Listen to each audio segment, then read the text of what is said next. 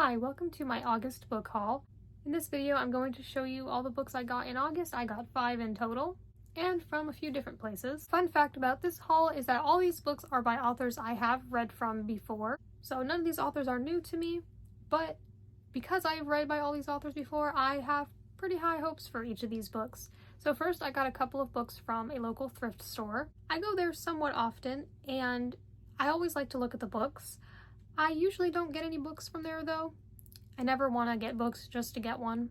In fact, this is the first time this year that I've gotten any books from there. I know I got at least one book in the past, and I can't remember if I've gotten any others from there, at least one last year. And then I know there were a couple others from a different thrift store, but it's also a thrift store associated with a hospice, so it's a lot of old people's stuff. So a lot of the books are just like adult books, a lot of cookbooks for some reason. I think maybe a lot of books to do with weight loss and dieting.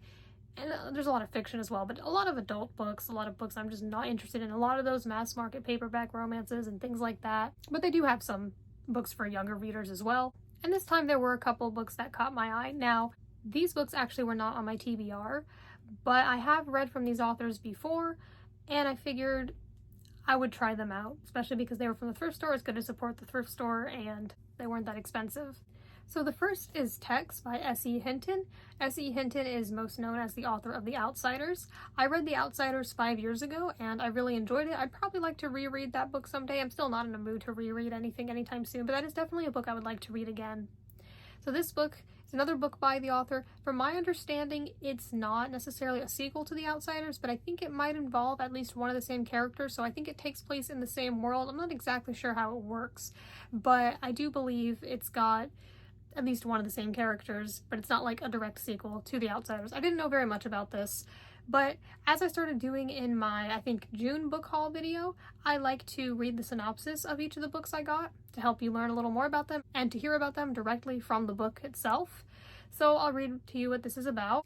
It says, easygoing and reckless, Tex likes everyone and everything, especially his horse Negrito and Johnny Collins' blue-eyed sister Jamie.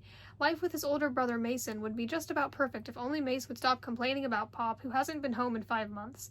While Mason worries about paying the bills and getting a basketball scholarship, his ticket out of Oklahoma, Tex just seems to attract trouble. Can he find a way to keep things together when everything seems to be falling apart? So this seems to be like The Outsiders, a young adult, sounds very coming-of-age story. See when this was published. See if it was very long after The Outsiders.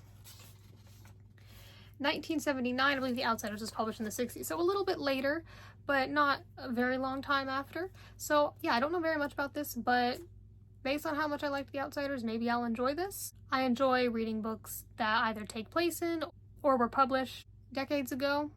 I like new stuff too, though, but I always enjoy this, and it sounds pretty contemporary, sounds like you'll probably have some teenage angst, so I'll probably like this, and it's pretty short, so this is pretty high up on my TBR because it's the kind of book where I'm like, I'll just go ahead and read it at some point. None of the books in this video I've read yet. Some of them I want to read pretty soon. In fact, most of the books in this video I want to get to pretty soon. The other book that I got from the thrift store was The Chemist by Stephenie Meyer. Stephenie Meyer is most known as the author of the Twilight Saga, and I kind of forgot that this book existed. I'd heard of it before, but it wasn't on my TBR. I know she also wrote the book The Host, and that is on my TBR. I was just going to check it out from the library at some point, but I kind of forgot about The Chemist. But I saw this and I was like, you know what, based on my previous experience with this author and having generally liked the Twilight Saga, maybe I'll like this too. And I think it'll be interesting to read something from her that's not Twilight, because maybe that's all I would like from her.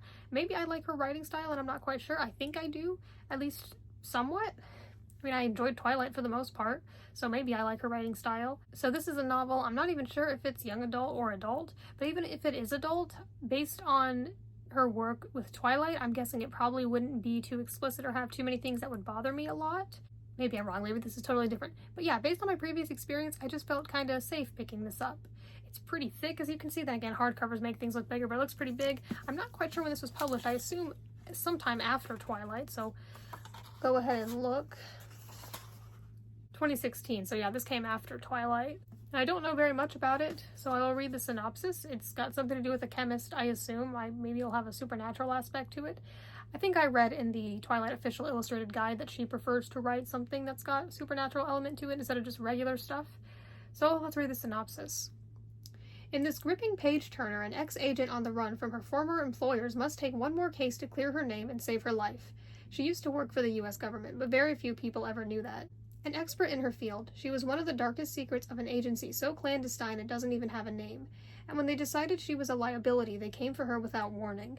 Now she rarely stays in the same place or uses the same name for long. They've killed the only other person she trusted, but something she knows still poses a threat. They want her dead, and soon. When her former handler offers her a way out, she realizes it's her only chance to erase the giant target on her back. But it means taking one last job for her ex-employers. To her horror, the information she acquires makes her situation even more dangerous. Resolving to meet the threat head-on, she prepares for the toughest fight of her life, but finds herself falling for a man who can only complicate her likelihood of survival. As she sees her choices being rapidly whittled down, she must apply her unique talents in ways she never dreamed of. In this tautly plotted novel, Stephenie Meyer creates a fierce and fascinating new heroine with a very specialized skill set, and she shows once again why she's one of the world's best-selling authors. So it sounds kind of maybe like a thriller, or at least it has something like that. I think it sounds a little interesting. I don't know what any of that has to do with a chemist. Maybe the main character's a chemist. It sounds like it's got a romance involved as well. So yeah, it sounds maybe like it'll be kind of exciting in a way. Like, I like the idea of, like, it says, you know, she can't stay in the same place for too long, so that sounds kind of interesting. So I don't know how much I'll enjoy this. I don't know when I'll get to this. This is not a book I plan on getting to soon. I've got so many books I want to read. But I will read this at some point, and maybe I'll like it. Maybe it'll be better than Twilight. It did come way later, so maybe she's improved since then. I don't know. I haven't really read anything by her that was pretty new, besides books of Twilight, but I haven't read Midnight Sun or Life and Death. So this is one of her newer books. Let me know if you've read this, or any books I mentioned in this video. Some of them are more popular than others. I'm not really sure how well received this book generally is. I know a lot of people will buy it and read it just because it's by the author of Twilight, but I want to know what people think of outside of that. The next books were all on my TBR. So the next books I'm going to show you are actually two books that are in a duology in a box set that I got from Walmart. Now, I was planning on just borrowing these books from the library. Most of the time, if a book is available at the library, I'll just borrow it. It saves money, it supports the library, but in this case, I decided to go ahead and buy them. I actually haven't opened the box set yet. I figured I would just save that for this video since I haven't read these books yet, but I definitely want to read them soon. And that is the box set of If He Had Been With Me and If Only I Had Told Her by Laura Nowlin. You may know, if you've watched some of my previous videos, that her book, This Song Is Not For You, I read earlier this year and really loved it. And I declared it my favorite book, so it is currently my favorite book, like, of all, right now. And these are her two other books. I believe those are the three books she has written. I don't think she has published anything else. I know that these books are much more popular than This Song Is Not For You. And it even says on the top, the BookTok sensation. So I know these books are quite popular. And I wonder if I will like them as much as This Song Is Not For You. I'm not sure. So I guess you'll see a little unboxing in this video. But yeah, I definitely am excited to read these. Maybe I enjoy this author's writing style. It's kind of hard to tell. Like, maybe I like somebody's writing style, or maybe I just like the things about the story when it comes to things like This Song Is Not For You and Twilight. But I assume I probably must like her writing style at least a little bit if I enjoy that other book so much. So I'm excited to read these. I think I've heard they're sad, so sounds like it's going to be emotionally intense, but they're a bit longer. So maybe I'll like that about it. Yeah, I don't know a whole lot about these, but I'm excited to see what they're about. I guess I'll read the synopsis of the first book. So yeah, I'm going to open it now. It's just been sitting on my shelf for, well, not a whole month, but close to it. It's got a pretty thick piece of plastic hanging out here, so it's pretty easy to open. I shouldn't have to get any scissors. I mean, I could, but I'm already doing this. I'll show you. Not sure what I'll do with the box. But yeah, there are the two books in there. They look nice. I think the covers are decent. I know that this series has had at least two other kinds of covers, or at least the first book has. Let's take them out. I actually don't even know what they feel like. They feel nice. They've got kind of like a, I don't know if this is matte, but it's something. So here's the first book, If He Had Been With Me. Looks pretty nice. And then there is the second book, If Only I Had Told Her. I think that This Song Is Not For You was published in between this one and this one. I could be wrong, but I think that's when it came out, but it's unrelated from my understanding. That's just a standalone, but these two are a duology. Based on the titles, I'm guessing maybe the second book is from like the other character's perspective, but I will read what If He Had Been With Me is about. I've seen a little bit of a synopsis online, but I couldn't tell you in detail, plus I haven't read it. But it says, if he had been with me, everything would have been different. Autumn and Finn used to be inseparable, but then something changed, or they changed. Now they do their best to ignore each other. Autumn has her boyfriend Jamie and her close-knit group of friends. Finn has become that boy at school, the one everyone wants to be around. That still doesn't stop the way Autumn feels every time she and Finn cross paths, and the growing nagging thought that maybe things could have been different, maybe they should be together. And as time passes, Autumn realizes she might not get another chance to make things right before it's too late. So it sounds very much like it involves romance and maybe something tragic. I don't quite know. I have heard sort of like a slight spoiler, which I won't mention, but basically something about it, but it didn't tell me what exactly happened, so yeah. So I'm not exactly going into this blind, but I don't really know the details.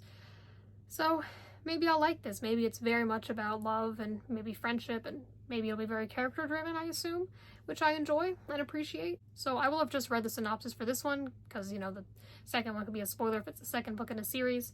So from my understanding, this is just a duology and there aren't going to be any other books in it. That's fine. If that's all you have to say, then yeah, that's it. I think these covers go pretty well together. And now that they're finally out, I'll move my bookshelf around a bit and put them next to This Song Is Not For You. So yeah, I'm fine with owning these, especially if I end up really liking them, and then maybe I'll just want to get a copy anyway. So I just saved myself the trouble with that right now. Yeah, I just decided to go ahead and get them. Why not? It supports the author, and I really enjoyed one of her books before, and I think these are all the books she's written, so that gives me a full collection. Now, I don't mind not having a full collection with other authors, but yeah, I just decided to go for it. The last book I got this month is a new release. It was just released on August 19th, and it was pre-ordered, well, like the day before, but that still counts. And that is Dive by John David Anderson. This is his newest book. It is middle grade, like all his other books so far. This one is contemporary. I've so far only read his contemporary books. I know he's written other genres as well, though, and I want to read everything he's written, but he is one of my favorite authors. I think that his stories are very meaningful. I think they're educational in a fun way. I think they're very much about important things. I think they're really good at putting certain feelings and thoughts that kids may have into words. And I think his books are important.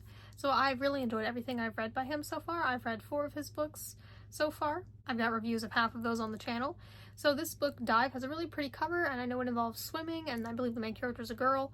And so I'll read you the synopsis. At the top it says, "Sometimes you have to take the leap." Seems like his books generally, if not always, have good important messages in them, and I appreciate that as well. So it says, "From the moment Cassandra Connor leaps from the diving board to the moment she hits the water, everything feels in control.